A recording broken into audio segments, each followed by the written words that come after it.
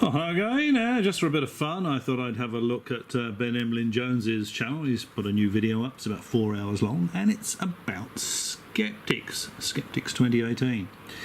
Now, I'm not going to watch the whole 4 hours, but I'll flick through it and see what I can find of interest, if anything. Now, right at the beginning, Ben said he's going to be making a couple of response videos to some of my stuff, so that should be. I'm looking forward to that, and probably responding as well. So that's a bit of fun.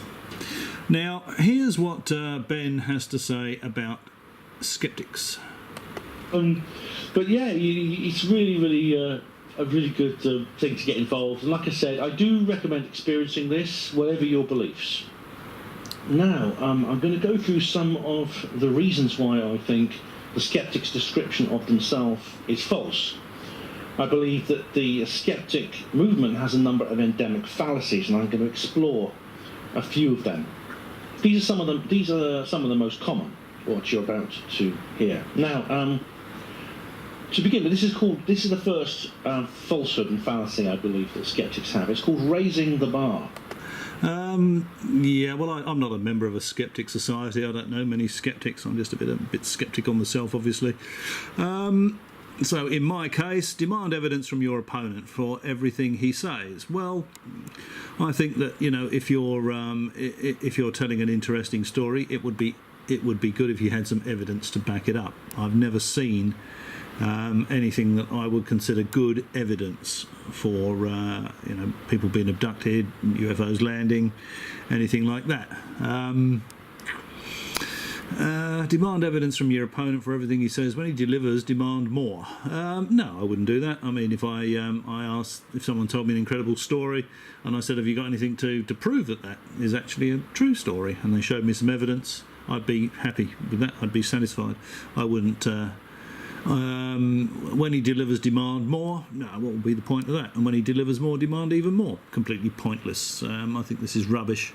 Remember, your first thirst for evidence must be unquenchable. No. Not unquenchable. If someone tells you an interesting story and you say, well, can you prove that? Do you have any evidence? And they show you some evidence, then that's fine. If that evidence proves the story is true, why would you demand more? So this one is nonsense. Let's see what the next one is. What is the next one?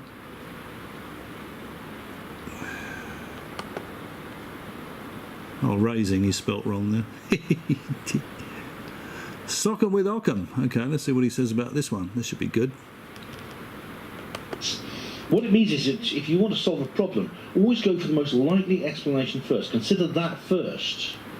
And then, if that doesn't work, go on to others. So, for example, if your radio breaks down, try changing the batteries before you open it up and stick a screwdriver inside. The reason so far, is so good, yes. that flat batteries are by far the most likely explanation for the malfunctioning of your radio. Okay, so far? Works perfectly. For systems where all the parameters are known, that you can actually assign a hierarchy of likelihoods.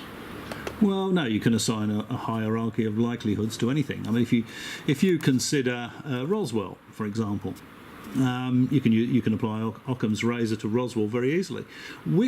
Now Occam's razor basically says of two or more competing theories, the simplest is most likely to be the correct one. Now, which is more likely at Roswell? Now remember Mac Brazel's description of what he found here, that an alien spacecraft crashed.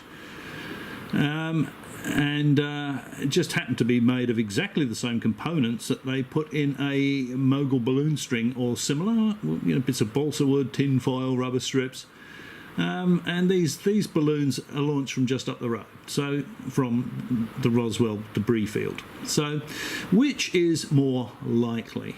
An alien spacecraft from another part of the galaxy, interstellar spacecraft, remember made of balsa wood sticks, rubber strips and tin foil, crashed in the field at Roswell, or that one of the balloon strings launched from just up the road from Roswell crashed in that field.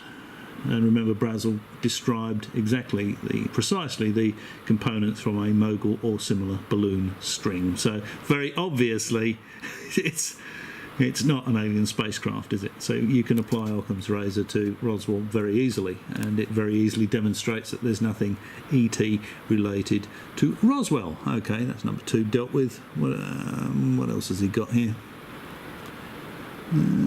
What's number 3? This is quite good fun, this. Here we go.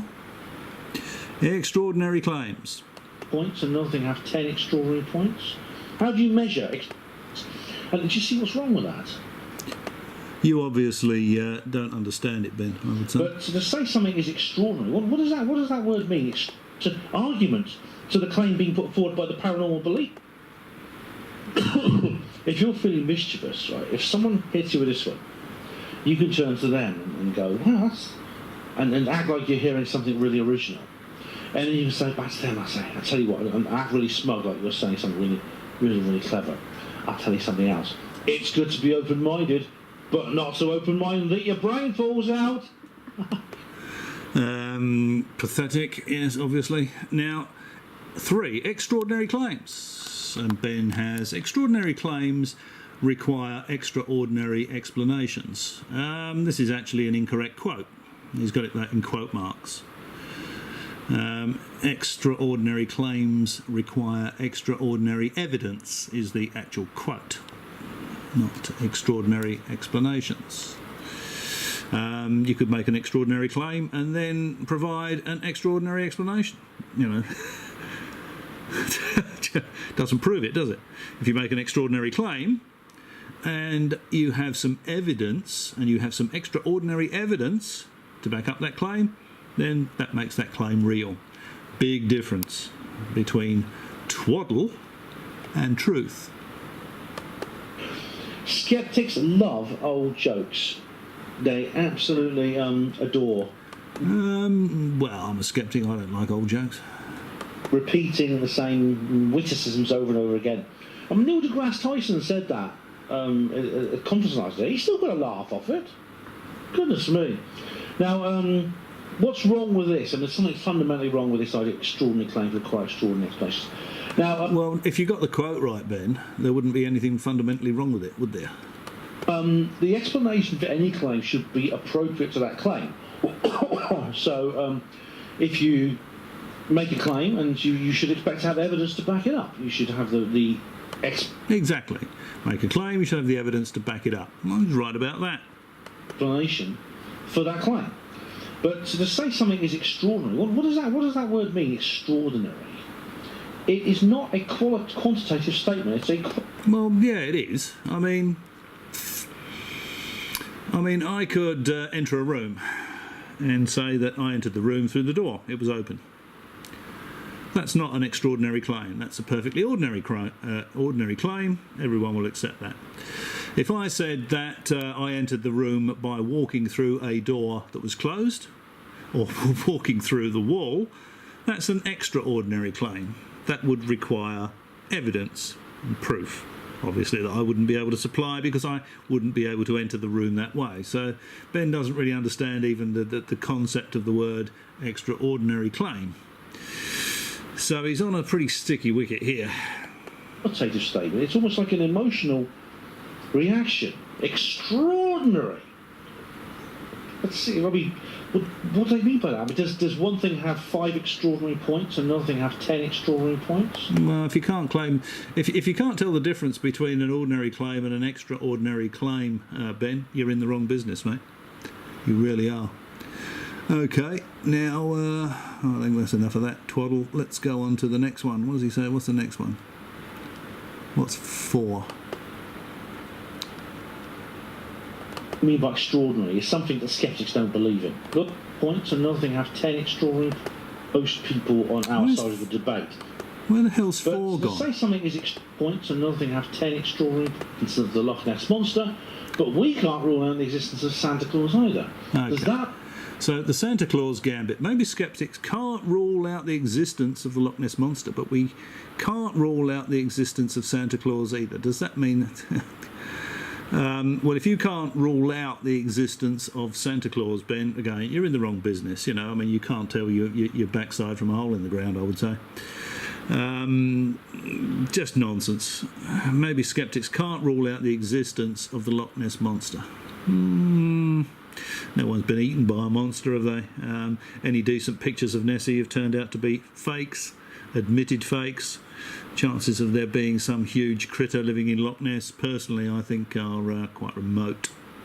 I'd happily go out there on a small boat and wouldn't even enter my head that there was a big critter lurking in the depths waiting to swallow me up for lunch.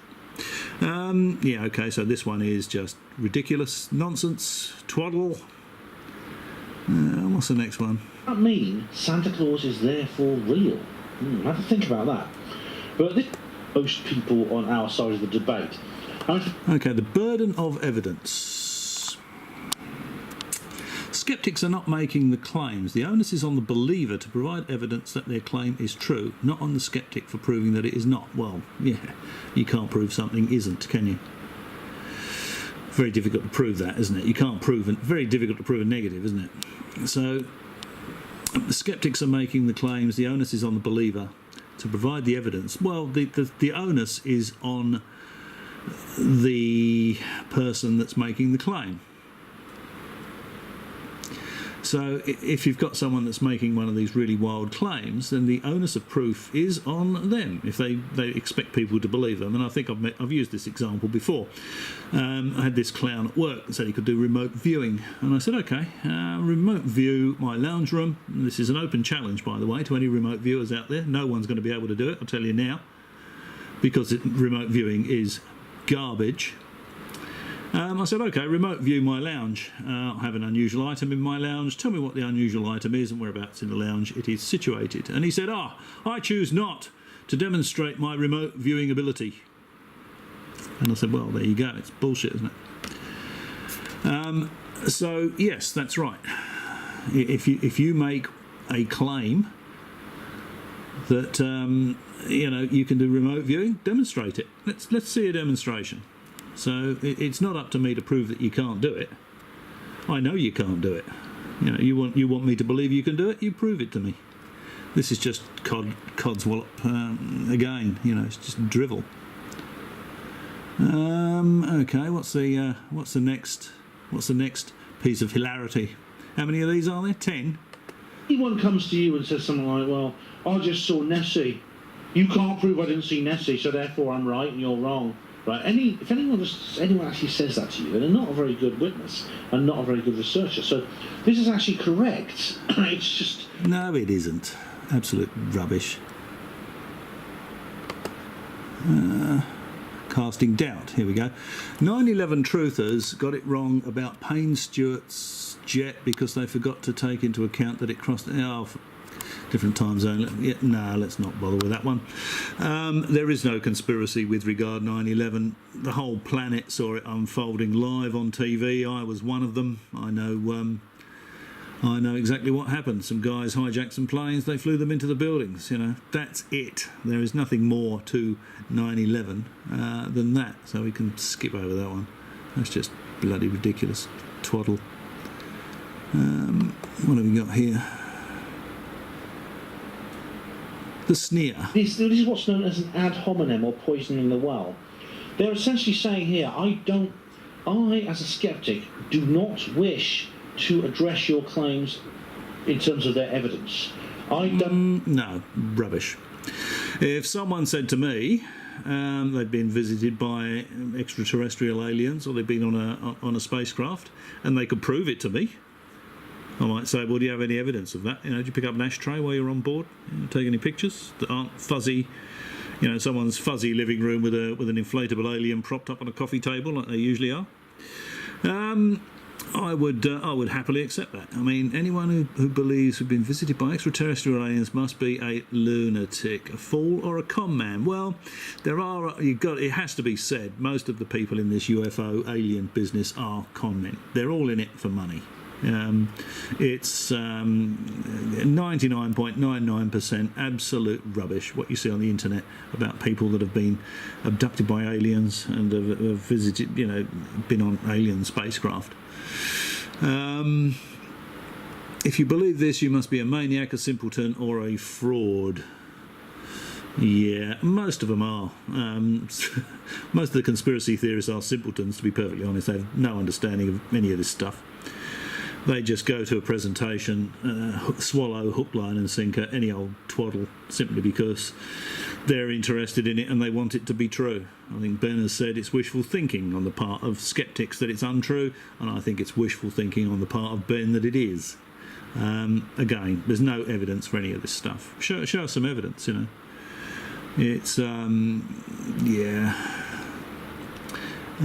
If someone told me that and they could prove it, I'd happily accept it. It's not going to happen though, is it?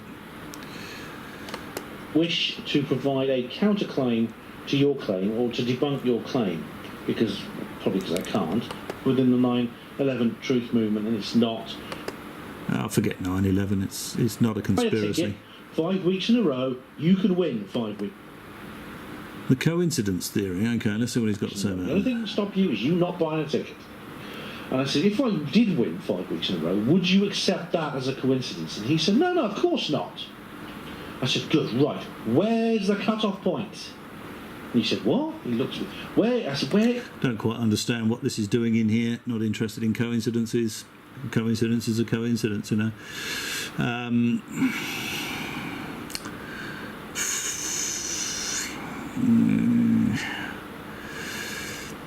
Bad example, really. I mean, if someone won the lottery 5 times in a row, I wouldn't believe that was a coincidence either. I would think that they probably had someone that was doing something with the computer. Not impossible, but the odds against that would be absolutely phenomenal. Absolutely phenomenal. You know, what's a coincidence? You know, you might go to a remote area in Australia and bump into somebody that you know. That's a coincidence, you know. Oh, it's not worth bothering with this one. This is just garbage. What's number 9? And well, I couldn't come up with a rational explanation for what I found. I mean, I thought it might be pigeons in the loft or a faulty boiler making all these strange sounds, but I couldn't come up. See, this is really back to the Occam's razor thing. You know, the rational explanation.